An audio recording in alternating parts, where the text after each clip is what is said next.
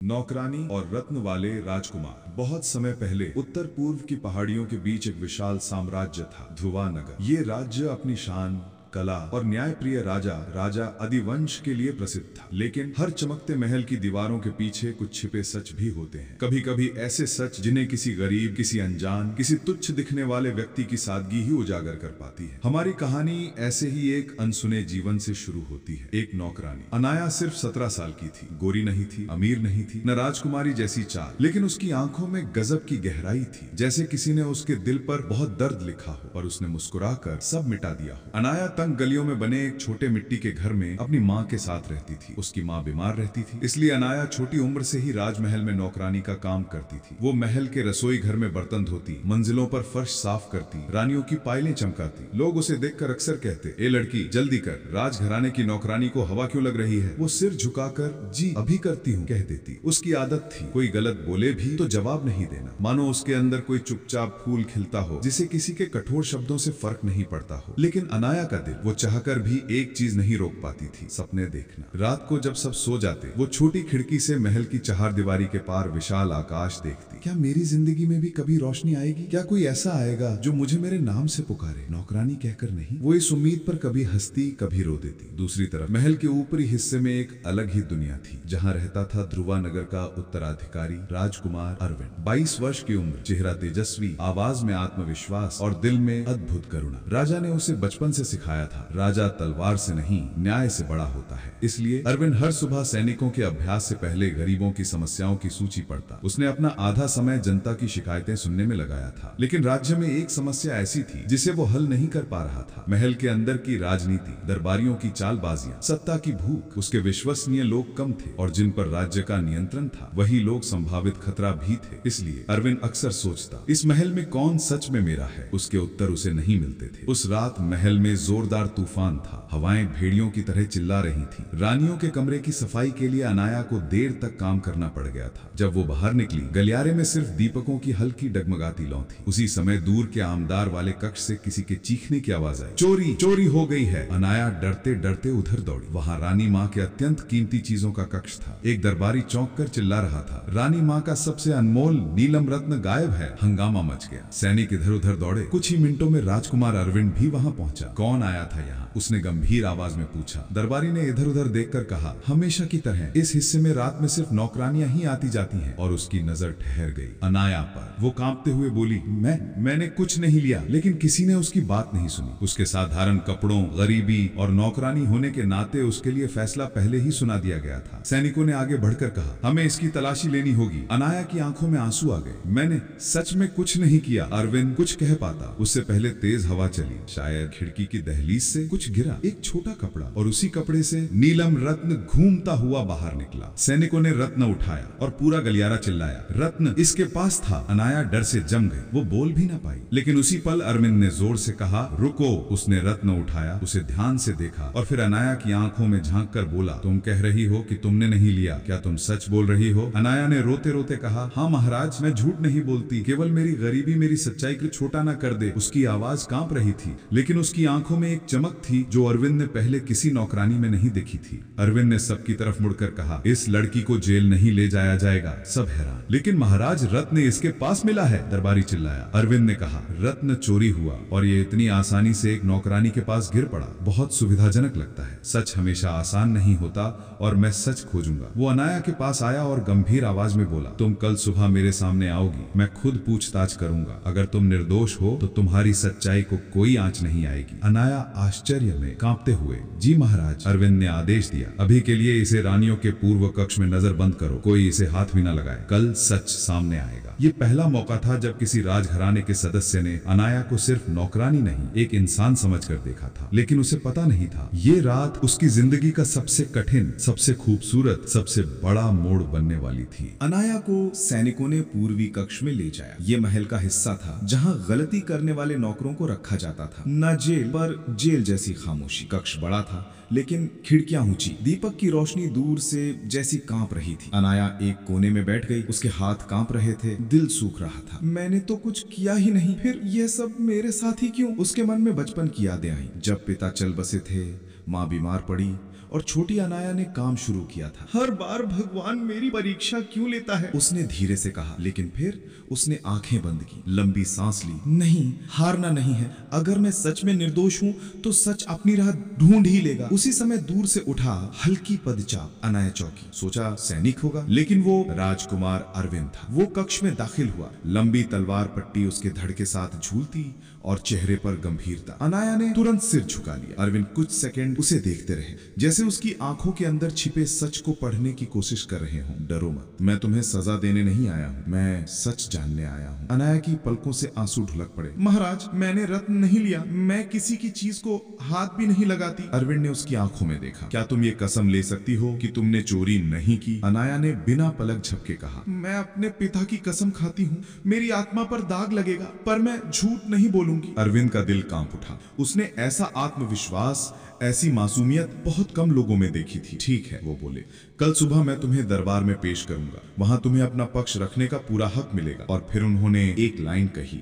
जो अनाया कभी नहीं भूलेगी। अगर तुम निर्दोष हो तो मैं तुम्हारे लिए लड़ूंगा, चाहे पूरा महल मेरे खिलाफ क्यों ना हो जाए। अनाया स्तब्ध रह गई। उस रात पहली बार उसके दिल में उम्मीद जगी। अगली सुबह महल में हलचल मच गई। सब दरबार कक्ष में इकट्ठे थे, रानियां, मंत्री, दरबारी, सेनापति और बीच में अनाया। सिपाहियों ने उसे सामने खड़ा कर दिया। उसके पैर कांप रहे थे, लेकिन आंखें नहीं। राजकुमार अरविंद आगे आए। चोरी के आरोप में खड़ी ये लड़की क्या सच में दोषी है? उन्होंने पूछा। दरबारी मुखिया तुरंत बोला, महाराज, रत्न इसी के कपड़ों में मिला और ये गरीब है, कामचोर है, अनपढ़ है, जो चाहे कर सकती है। अनाया से ये अपमान बर्दाश्त नहीं हुआ। वो बोल पड़ी, गरीबी गुनाह नहीं, पर आपके जैसे लोगों का घमंड जरूर है। सारा दरबार हक्का बक्का। राजकुमार अरविंद के होठों पर हल्की मुस्कान उभरी, पर उन्होंने गंभीर चेहरा रखा, शांत। उन्होंने कहा। फिर वो अनाया के पास आए। क्या तुम बताना चाहोगी कि रत्न तुम्हारे कपड़ों में कैसे पहुंचा? अनाया ने कहा, मुझे नहीं पता महाराज, मैं रानी माँ की पायलें चमका रही थी, मैंने किसी रत्न को छुआ तक नहीं। अरविंद ने पूछा, क्या वहाँ और कोई था? अनाया ने सोचा और फिर बोली, हाँ, एक दरबारी आया था, लोचन। वो रानी माँ से मिलने का बहाना कर रहा था, पर वो कमरे में इधर उधर देख रहा था। भीड़ में से एक आदमी चौंक गया, वही था दरबारी लोचन। झूठ है, ये लड़की झूठ बोल रही है, लोचन चिल्लाया। अरविंद ने उसे देखा, चेहरे पर शेर जैसी तीखी नजर। मैंने तुमसे कुछ नहीं पूछा लोचन, जब पूछूंगा तब बोलना। लोचन का चेहरा पीला पड़ गया। अरविंद ने रत्न को खोला, उसे घुमाया और अचानक कहा, हर राज रत्न पर एक विशेष चिन्ह होता है, एक सूक्ष्म निशान। ये रत्न असली है। लेकिन वो रुके। रत्न पर धूल और मिट्टी का रंग महल के कमरे से नहीं मिलता, बल्कि एक ऐसी जगह से मिलता है जहाँ कोई नौकरानी जा ही नहीं सकती। दरबारियों के रहने वाले पश्चिमी कक्ष से। भीड़ में खुसुर फुसुर। मतलब रत्न को चोरी करने वाला किसी ऊंचे स्तर का व्यक्ति ही हो सकता है। अनाया की आंखें बड़ी हो गई। अरविंद उसकी ओर मुड़े। तुमने रत्न चुराया नहीं, किसी ने तुम्हारे कपड़ों में डाला है ताकि असली चोर बच जाए। अनाया की सांसें भारी हो गईं। वो लगभग रो पड़ी। लेकिन तभी दरबारी लोचन चीख उठा, बस इतना बचाव क्यों कर रहे हैं इस नौकरानी का? क्या आपके दिल में इसके लिए? अरविंद ने दहाड़ा, चुप, अपनी जगह याद रखो। पूरे दरबार में सन्नाटा। अरविंद ने कहा, मैं इस मामले की जांच खुद करूंगा और जांच के दौरान अनाया को कोई सजा नहीं दी जाएगी। लेकिन तभी रानी माँ खड़ी हो गई। उनकी आवाज कठोर थी, बेटा, तुम भावुक हो रहे हो। एक नौकरानी के लिए पूरे दरबार की इज्जत को दांव पर नहीं लगा सकते। अरविंद ने सिर झुकाया पर बोलना नहीं छोड़ा। माँ, अगर वो दोषी नहीं है तो उसे दोषी बताने का मतलब न्याय का गला घोटना है। रानी माँ नाराज होकर बोली, तो ठीक है, जांच तुम्हें मिलेगी, लेकिन लड़की को इस महल में रहने की अनुमति नहीं है। उसे बाहर के पुराने रसोई वाले कमरे में रखा जाए। अरविंद समझ गया, ये एक तरह की सजा ही है, पर सीधे सजा नहीं। उसने अनाया की तरफ देखा। अनाया ने आंसू रोकते हुए सिर झुका दिया। अनाया को पुराने रसोई घर में भेज दिया गया। कमरा जर्जर था, छत टपकती थी और कोनों में जाले भरे थे। लेकिन अनाया ने खुद से कहा, अगर मेरे साथ राजकुमार खड़ा है तो मैं हार नहीं मानूंगी। उसने कमरे की सफाई शुरू की, पर अभी वो काम कर ही रही थी कि दरवाजे पर दस्तक हुई। वो अरविंद था। ये जगह तुम्हारे लिए अच्छी नहीं है, वो बोले। जगह नहीं, इंसान की नीयत महत्वपूर्ण होती है महाराज, मैं ठीक हूँ। अरविंद कुछ देर इसे देखते रहे। ये लड़की अलग थी, बहुत अलग। उन्होंने कहा, मैंने दरबार में बात अधूरी छोड़ी थी। तुम्हारे साथ जो हुआ वो केवल चोरी नहीं, एक बहुत बड़ी साजिश है और मुझे शक है। वो धीमे से बोले, रत्न चोरी सिर्फ शुरुआत है। कुछ लोग मेरे खिलाफ षड्यंत्र कर रहे हैं और तुम उनके बीच में मिल गई। अनाया कांप गई। मेरे खिलाफ क्यों? अरविंद ने कहा, क्योंकि तुम गरीब हो, तुम्हारे पास कोई नहीं, तुम्हें ही सबसे आसान शिकार समझते हैं। फिर उन्होंने उसकी ओर देखते हुए कहा, लेकिन अब तुम अकेली नहीं हो। अनाया की आंखों से आंसू बह निकले। पहली बार किसी ने उसे सहारा देने की बात कही थी। अरविंद ने कहा, मुझे तुम्हारी मदद चाहिए। तुम्हें मुझे वो सब बताना होगा जो तुमने उस रात देखा, सुना, महसूस किया। अनाया ने सब विस्तार से बताया। लोचन, उसकी हरकतें, कमरे में उसकी मौजूदगी। अरविंद ने गहरी सांस ली। जैसा मैंने सोचा था, लोचन एक मोहरा है, असली खिलाड़ी कोई बहुत बड़ा आदमी है। कौन? अनाया ने पूछा। अरविंद धीरे से बोले, किसी बहुत बड़े पद वाला जो रानी माँ को भी प्रभावित कर सकता है। अनाया घबरा गई। अगर ये साजिश इतनी बड़ी है तो मेरी जान को खतरा है महाराज। अरविंद ने उसकी आंखों में देखकर बोला, हाँ, और इसलिए अब मैं तुम्हारी रक्षा करूंगा। अनाया का दिल पहली बार तेज धड़का, डर से नहीं बल्कि एक अजीब सी सुरक्षा की भावना से। अरविंद ने कहा, आज रात मिलने आऊंगा, हम असली खेल शुरू करेंगे। महल की हवाएं उस रात कुछ अलग थीं, जैसे हर कोना किसी रहस्य के छुपा रहा। पुराने रसोई घर की टूटी खिड़की से हल्की हवाएं अंदर आ रही थी। अनाया अपनी छोटी सी चारपाई पर बैठी राजकुमार के शब्दों को याद कर रही थी। आज रात मैं आऊंगा, हम असली खेल शुरू करेंगे। लेकिन देर होती जा रही थी। घड़ी का काटा लगभग मध्यरात्रि पार कर गया। अनाया को डर हुआ, क्या कोई अनहोनी हो गई? तभी दरवाजे पर हल्की दस्तक। ठक ठक। अनाया का दिल धक धक। वो धीरे से उठी, दरवाजे के पास गई, कानों से लगाया और एक जानी पहचानी आवाज, अनाया, मैं हूँ। अनाया ने राहत की सांस ली और दरवाजा खोला। राजकुमार अरविंद काली चादर में लिपटे खड़े थे, जैसे रात का हिस्सा हो। चलो, उन्होंने कहा, हमारे पास समय कम है। अनाया उनके पीछे पीछे चली। अरविंद उसे महल के पीछे की लंबी दीवार तक ले गए। दीवार पर एक पुरानी पेंटिंग लगी थी, त्रिकोण में बंद एक सूर्य। अरविंद ने पेंटिंग को दबाया, हल्की क्लिक की आवाज, और फिर दीवार धीरे धीरे खुलने लगी। एक छुपी हुई सुरंग सामने थी। अनाया चौंक गई। ये क्या जगह है? अरविंद ने कहा, ये महल के पुराने समय की गुप्त सुरंग है। राजा इसका इस्तेमाल करते थे, गुप्त जांच और सुरक्षा के लिए। दोनों अंदर गए। सुरंग में धूल थी, पुराने खंभों पर जाले। अरविंद मशाल जलाते हुए बोले, रत्न का रंग, उस पर लगी मिट्टी, जिन कमरों से होकर वो आया, सब सुराग इस ओर इशारा करते हैं कि चोरी पश्चिमी दालान से हुई है, जहाँ दरबारी लोचन रहता है। अनाया ने धीरे कहा। अरविंद ने सर हिलाया। और वहीं एक बहुत बड़ा व्यक्ति हमसे कुछ छुपा रहा है। कुछ देर बाद वे पश्चिमी दालान के नीचे पहुंचे। ऊपर से मंद रोशनी आ रही थी। सुरंग की छत में जाली नुमा छेद थे, जिनसे ऊपर की बातें सुनी जा सकती थी। और उसी समय ऊपर से दो लोगों की आवाजें सुनाई दी। पहली आवाज चालाक, पतली, डरावनी, रत्न तो मैंने सही जगह छुपाया था, पर पता नहीं कैसे वो नौकरानी पर गिर पड़ा। अनाया का दिल थम गया। दूसरी आवाज गहरी, तेज, तुम्हारी एक गलती ने पूरा खेल बिगाड़ दिया, अब राजकुमार खुद तफ्तीश कर रहा है। अरविंद ने अनाया का हाथ पकड़ लिया ताकि वो घबराकर आवाज ना करे। ऊपर से बातचीत जारी रही। उसे रोकना होगा किसी भी तरह। अनाया का खून ठंडा पड़ गया। अरविंद के चेहरे पर आग थी, पर वो शांत रहे। पहली आवाज बोली, चिंता मत करो, कल रात नौकरानी का काम तमाम कर दूंगा, सब ठीक हो जाएगा, राजकुमार की जांच भी रुक जाएगी। अनाया का शरीर सिहर गया। पहली बार उसने अपनी मौत को इतना करीब से सुना था। लेकिन सबसे डरावनी बात अभी बाकी थी। दूसरी आवाज बोली, याद रहे, ये खेल मेरे लिए खेला जा रहा है। अरविंद कभी राजा नहीं बनना चाहिए, वो राजगद्दी का हकदार नहीं है। अनाया हिल गई, अरविंद भी। उनके कंधे थोड़े कांप उठे, सिर्फ गुस्से से नहीं बल्कि विश्वासघात से। अनाया फुसफुसाई, महाराज ये कौन है? अरविंद धीमी आवाज में बोले, अब और सुनना खतरे से खाली नहीं है, चलो। वे वापस मुड़ने ही वाले थे कि ऊपर से कदमों की आवाज आई, शायद कोई नीचे आ रहा है। अरविंद ने मशाल बुझा दी। सुरंग पूरी अंधेरी हो गई। अनाया घबरा गई। अंधेरे में उसने अरविंद की कलाई पकड़ ली। अरविंद ने भी उसका हाथ दबा दिया, शांत रहने का संकेत। ऊपर की सीढ़ियों से एक आदमी नीचे उतरने लगा, हर कदम उनकी सांसों पर भारी। ठक ठक ठक। सुरंग का दरवाजा खुला, हर तरफ सन्नाटा। अचानक एक तलवार की चमक। कौन है अंदर? आवाज गूंजी। अनाया का दिल उछलकर गले में आ गया। अगर उन्हें पकड़ लिया तो या तो अनाया को मार दिया जाता या अरविंद को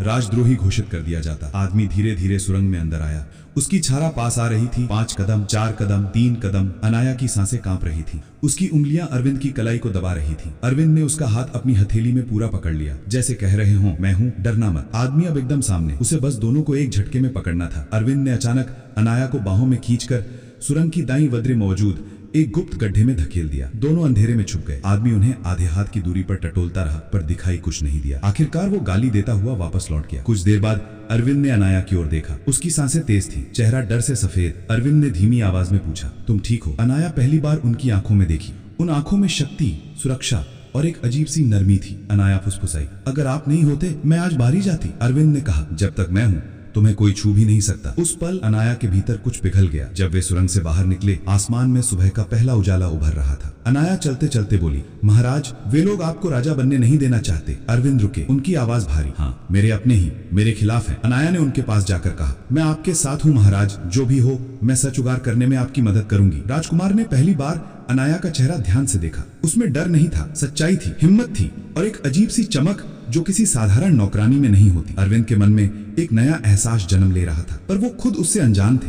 उन्होंने बस इतना कहा, तुम सिर्फ मेरी गवाह नहीं, मेरी साथी हो। अनाया का दिल जोर से धड़का। सुबह महल में सब सामान्य था, लेकिन अनाया के लिए सब कुछ बदल चुका था। राजकुमार अरविंद ने उसे आदेश दिया था, आज तुम महल के खुले हिस्से में नहीं जाओगी, किसी ने तुम्हें मारने की कसम खाई है। अनाया ने सिर झुका दिया, पर उसे पता नहीं था कि हमला इतनी जल्दी आ जाएगा। वो रसोई में पानी लेने गई ही थी कि ऊपर लगी भारी लोहे की चेन अचानक टूटकर उसी जगह गिर पड़ी जहाँ कुछ सेकंड पहले अनाया खड़ी थी। धमाका, पूरा रसोई घर हिल गया। एक नौकरानी चीखी, ये तो मर ही जाती। अनाया का दिल जोर से धड़का। ये हादसा नहीं था, ये जानबूझकर किया गया हमला था। उसी पल पीछे से किसी के कदम अरविंद दौड़ते हुए आए। उन्होंने अनाया को पकड़कर झट से पीछे किया। अनाया तुम ठीक हो? अनाया कांप रही थी, हल्की हल्की सांसें, आंसू, डर। अरविंद ने उसका चेहरा अपने हाथों में लिया। जब तक मैं जिंदा हूँ कोई तुम्हें नुकसान नहीं पहुंचा सकता। उनकी आवाज गुस्से और दर्द से भरी थी। अरविंद ने सब दरवाजे बंद करवाए, लोगों की भीड़ हटवाई, फिर अनाया को हल्के से बाह पकड़कर बोले, मेरे कमरे में चलो। अनाया चौंक गई। महाराज, आपके कमरे में? ये उचित,